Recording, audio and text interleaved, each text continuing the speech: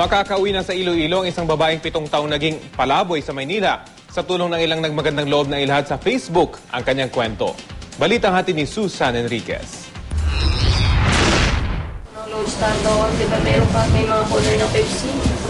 Sa loob ng halos 7 taon, naging palaboy sa Maynila si Rowena Ares Dolorfino.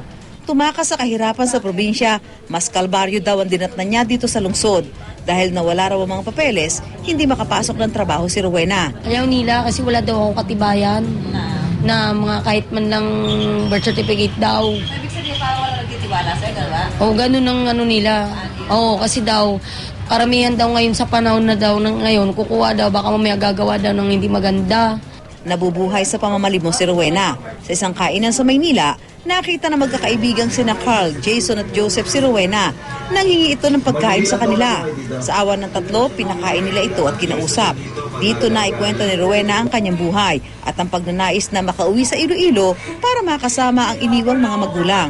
Sa internet, dinala ni na Carl at Joseph ang video ni Rowena at matunto ng isa sa mga kapatid na nasa Iloilo. Ginawa naman siya ng video in case ka na may makita sa net. Ayun na nga, dumami kasi yung nag-share ng video, may mga na-upload na taga-lugar nila, nakakilala ni nanay, na dati nila kapitbahay, tapos yun, nag-message sa Facebook ni Carl. Bukod sa pagtunton sa kaanak, umani rin sila ng suporta sa mga nagmagandang loob.